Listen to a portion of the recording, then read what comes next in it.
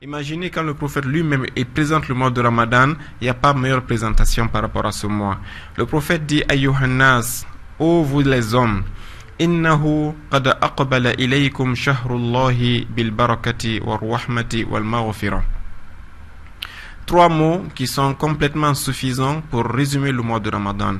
Il dit ô vous les hommes, sachez que le mois de Dieu vous est venu. Le mois de Dieu vous est arrivé, mais avec quoi? Avec la barakat, avec la miséricorde et avec le pardon. Ces trois, disons, grâces de Dieu qui sont là, la barakat, la bénédiction, la miséricorde ainsi le pardon, sans ces trois, l'homme ne peut pas accéder au salut et à la félicité éternelle. Et le prophète nomme ce mois, il dit Shahrullah. Parmi tous les 12 mois de l'année, Dieu s'est attribué un mois et ce mois c'est le mois de Ramadan. Donc actuellement nous sommes dans le mois de Dieu et il vient avec la bénédiction, la miséricorde et le pardon. Le prophète continue, il dit Shahrun huwa indallahi afdalu shuhur. Le prophète dit que ce mois est le meilleur des mois. Wa ayyamuhu afdalul ayyam. Les jours de ce mois sont les meilleurs des jours. Wa layalihi afdalul layali. Les nuits de ce mois sont les meilleures des nuits. Les heures de ce mois sont les meilleures heures.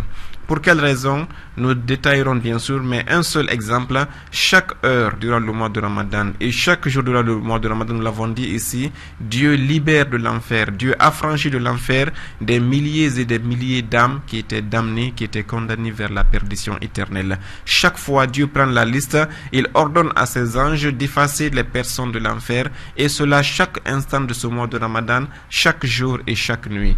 Et parmi les nuits, nous savons que dans ces nuits, comme le prophète l'a dit, les nuits du mois de Ramadan sont les meilleures des nuits. C'est bien sûr parce que dans ces nuits, il y a ce qu'on appelle la nuit du destin, connue sous le nom de Laylatul Qadr.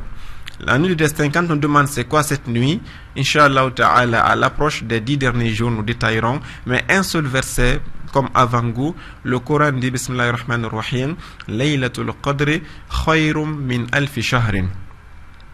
Le Coran dit que la nuit du destin, en matière de vertu, en matière de bénéfice, en matière de miséricorde et de grâce divine, cette nuit est supérieure à 1000 mois d'adoration. 1000 mois, quand on évalue cela en années, on peut tomber dans les 84 années et quelques mois. Une personne, un musulman qui se lève durant les 10 derniers jours du mois de Ramadan et qu'il arrive à avoir le tawfiq de Dieu, d'adorer Dieu, ne serait-ce qu'une seule astaghfirullah, un seul verset qu'il lit, 2 rakats qu'il va poser la nuit du destin, Dieu dit que les récompenses de cette action dépassent 84 ans d'adoration.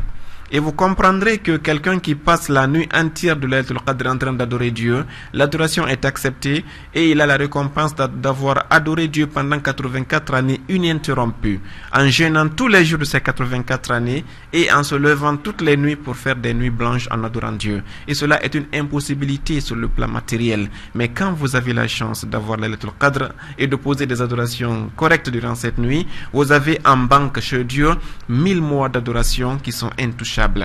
Et ce n'est pas fini.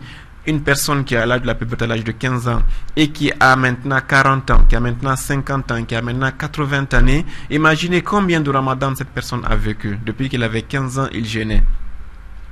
Chaque Ramadan, il y a la nuit du destin et chaque nuit du destin égale à 1000 mois d'adoration. Multiplié.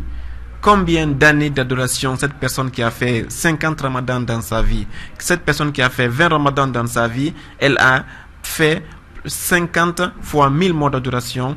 Prenez vos calculettes et voyez, comptabiliser combien de provisions cette personne a afin d'affronter ce qu'on appelle le voyage éternel à partir de la mort, en passant par le barzakh, en passant par la tombe, en passant par la résurrection jusqu'au paradis. Ça veut dire que le mois, comme le prophète l'a dit, walayalihi afdalul layali, les nuits du mois de Ramadan sont les meilleures des nuits, mais c'est pour ceux qui vont profiter, comme on l'a dit hier.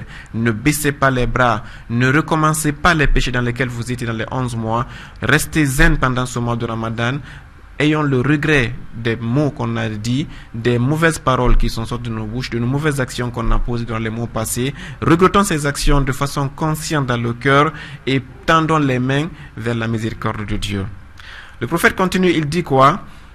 il dit shahrun huwa shahrun du'aytum fihi ila diyafatillahi wa ju'iltum fihi min ahli karamatillah. Subhanallah. Le prophète dit pendant ce mois, le mois est durant lequel vous êtes les invités de Dieu, vous êtes les hôtes de Dieu. Le prophète dit pendant le mois de Ramadan, shahrun du'itum fihi ila diyafatillah. Dieu a lancé une invitation, il vous a adressé des cartes d'invitation afin que durant 30 jours, durant un mois d'affilée, vous soyez chez lui, vous soyez ses invités afin de bénéficier de ses grâces et de ses largesses.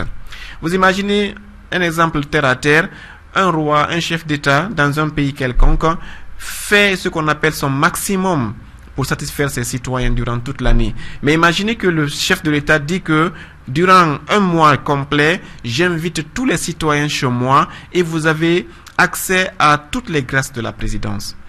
Non seulement en matière de confort, en matière de nourriture, en matière d'entretien, dans tous les domaines qu'on peut imaginer, le président dit que soyez mes invités spéciaux chez moi. Vous savez bien que les invités qui sont dans la présidence n'auront pas les mêmes bénéfices, les mêmes attentions que ceux qui sont dans les confins, les villages les plus reculés, malgré qu'ils bénéficient tous les deux des attentions de la présidence. Le prophète nous dit que pendant le mois de Ramadan, shahrun du'aytum fihi ila diyafatillah.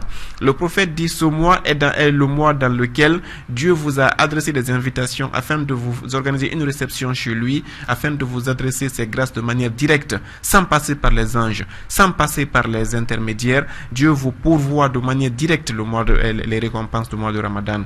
Et c'est pour cela, dans un autre hadith, le prophète a insisté.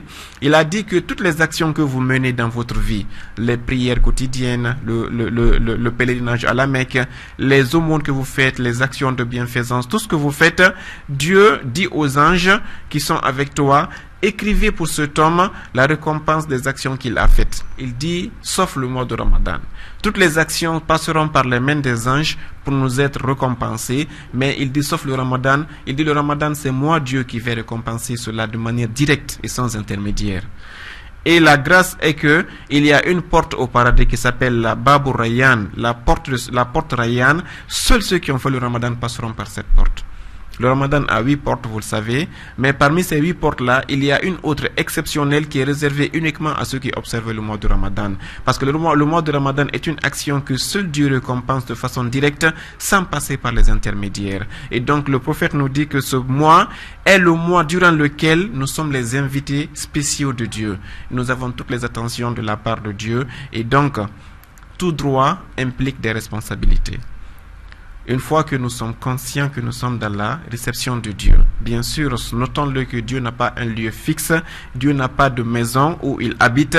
C'est une métaphore afin de nous dire que nous sommes dans la proximité la plus inexplicable par rapport à Dieu. Donc, quand tu sais que Dieu t'a reçu chez lui, imagine, les 11 autres mois, tu faisais ce que tu voulais, tu disais n'importe quoi, tu faisais n'importe quelle action. Mais là que tu es dans la maison de Dieu, entre guillemets bien sûr, imagine comment est-ce que tu devrais te comporter. Ça, c'est la responsabilité qui t'incombe. Allons, donne un exemple terre à terre. Une personne que tu respectes t'invite chez lui. Ta belle famille par exemple, une belle famille avec laquelle tu as une relation harmonieuse, il t'invite chez eux afin que tu puisses vraiment passer un dîner avec eux.